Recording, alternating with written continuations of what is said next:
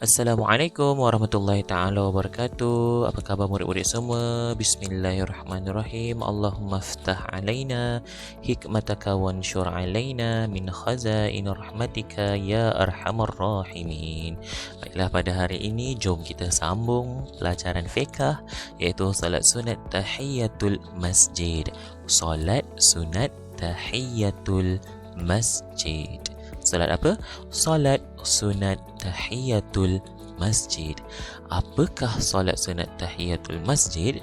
Solat sunat tahiyatul masjid ialah solat sunat 2 rakaat yang dilakukan apabila seseorang memasuki masjid sebelum duduk. Ya. Contoh ya, awak pergi masjid kan. Lepas tu awak ambil wuduk. Lepas tu awak masuk dalam masjid. Lepas awak masuk dalam masjid, sebelum duduk, jangan duduk lagi. Sebelum awak duduk, awak solat sunat tahiyatul masjid 2 rakaat, ya. Ia dilakukan untuk hormat masjid sebagai tempat ibadah umat Islam, ya. Sebab kita masuk mana? Masuk rumah Allah. Siapa kita? Tetamu Allah. Maka kita kena hormat rumah Allah. Ya, oleh yang demikian kita pun laksanakan solat sunat tahiyatul masjid. Kita tengok dalil hadis di bawah, sabda Rasulullah sallallahu alaihi wasallam yang diriwayatkan oleh Abu Qatadah bin Rib'i Al-Ansari. "Idza dakhala ahadakumul masjida fala yajlis hatta yusalliya rak'ataini."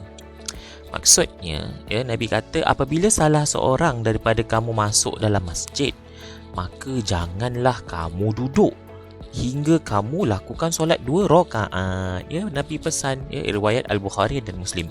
Nabi pesan sebelum kita duduk, bila kita sampai masjid, sebelum kita duduk, ya, kita kena solat sunat 2 rakaat. Boleh? Seperti biasa, ya, kaifiatnya sangat mudah, ya.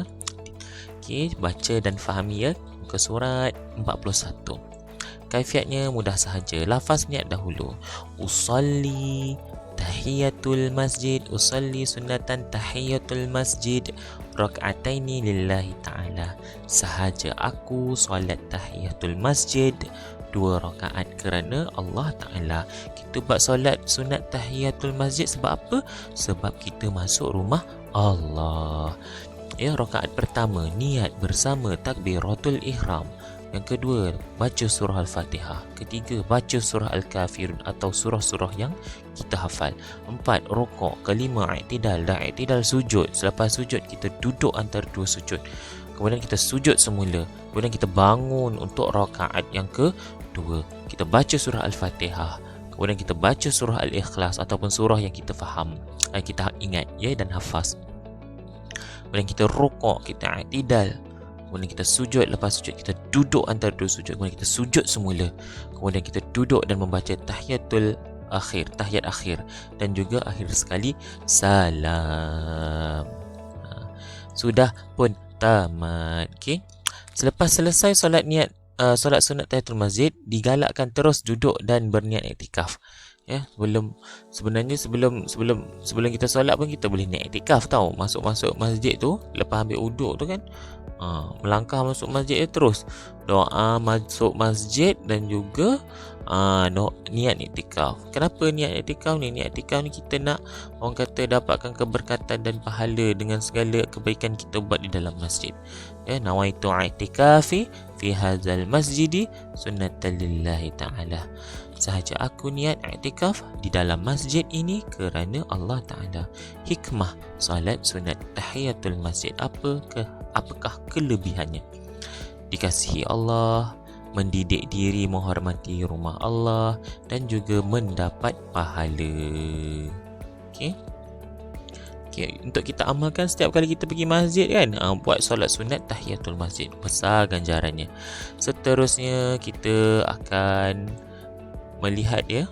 Okey, yang seterusnya pada muka surat pada muka surat 43, iaitu solat gerhana bulan.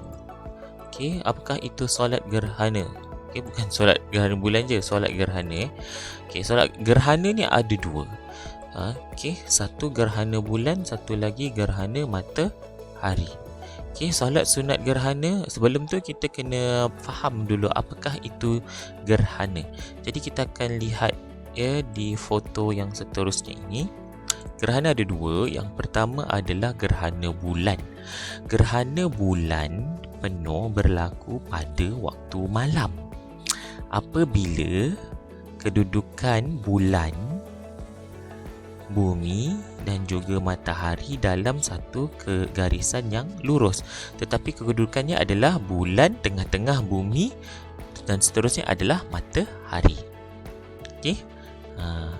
Kemudian manakala untuk gerhana matahari pula berlaku pada waktu siang, apabila matahari, bulan dan bumi pada satu garisan yang lurus, kedudukan yang sebaris.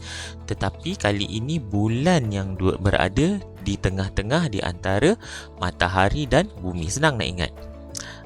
Kalau gerhana bulan, bumi tengah-tengah. Kalau gerhana matahari, bulan tengah-tengah. Macam tu.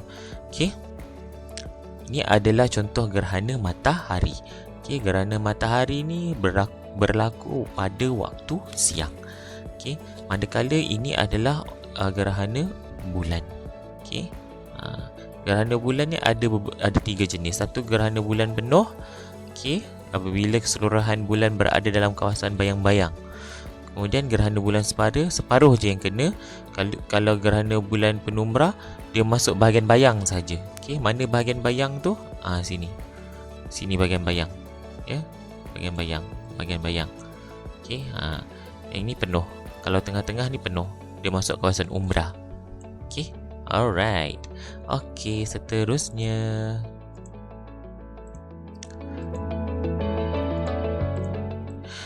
kita lihat solat sunat gerhana ialah solat 2 rakaat yang dilakukan ketika gerhana bulan ataupun gerhana matahari.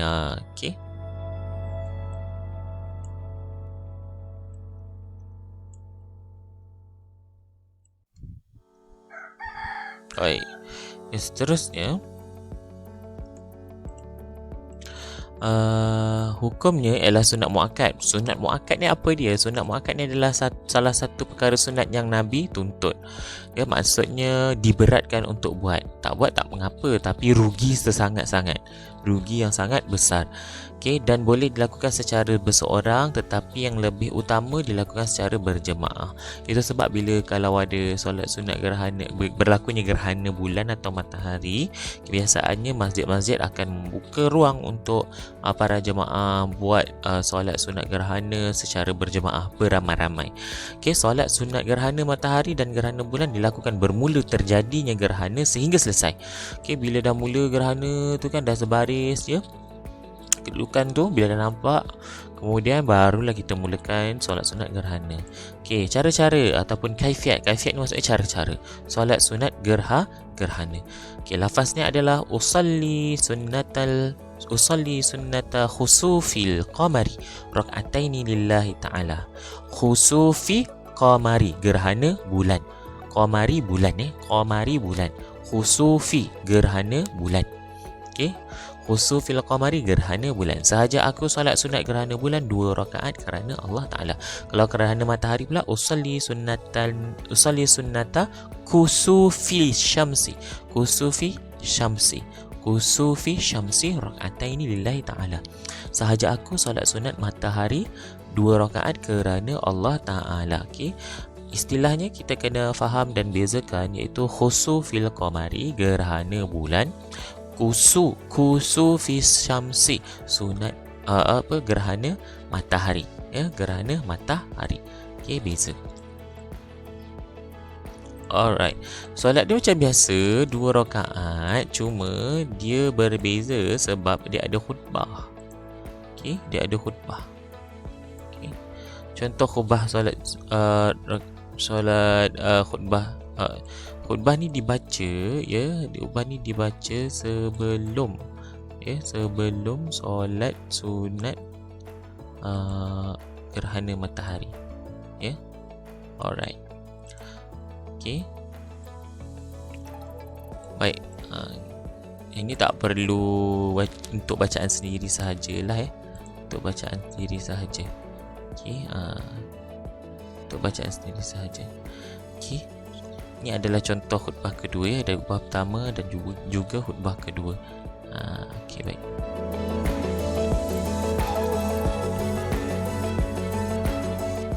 Okey, ada juga dinyatakan di dalam ini kelebihan kelebihan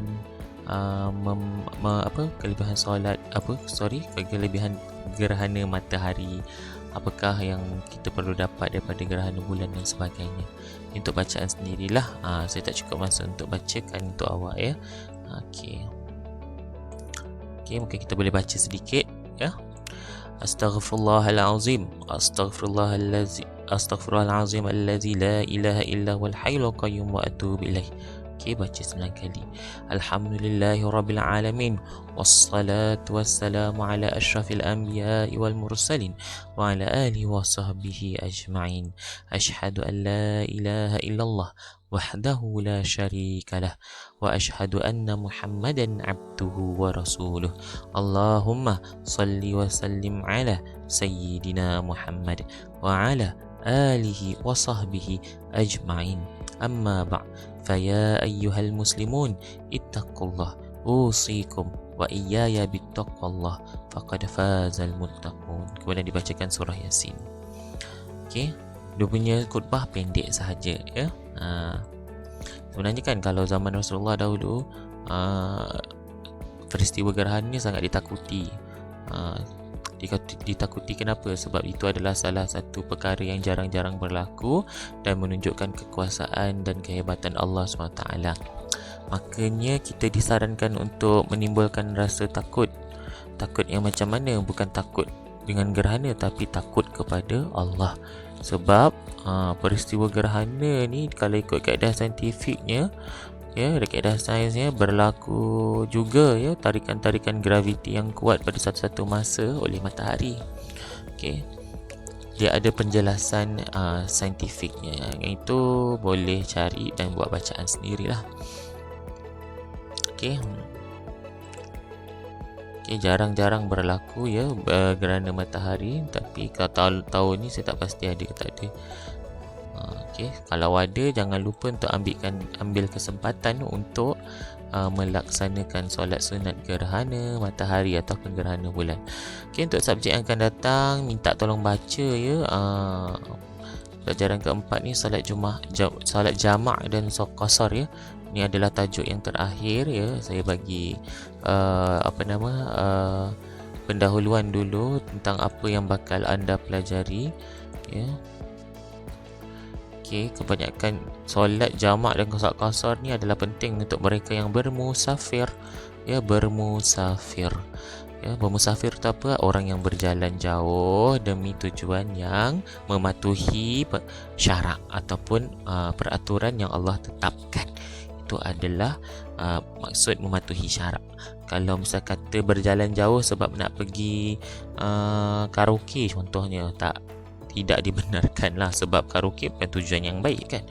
Kalau contoh berjalan jauh semata-mata nak mencuri contohnya, contohlah kan, jauh tu macam mana, lebih daripada 2 marhala tu macam mana, lebih daripada 90 kilometer contohlah. Kalau ada tujuan tak baik berjalan jauh, maka tidak boleh melaksanakan solat jamak ataupun solat qasar. Solat jamak dan qasar ni hanya untuk orang yang berjalan jauh dan melakukan perkara yang Allah perintah. Contoh orang yang bekerja jauh balik hari kan. Contoh contoh macam postman, abang-abang JNT, abang-abang pos laju, ninja van contohnya kan, dia hantar barang daripada contoh Jendram Hilir ke Terengganu. Jadi pada masa itu adalah diharuskan untuk melakukan solat jamak dan solat qasar. Maksud jamak adalah himpun, maksud qasar adalah pendek. Okey, itu sahaja daripada saya. Saya ucapkan semoga berjaya kepada anda semua. Assalamualaikum warahmatullahi taala wabarakatuh.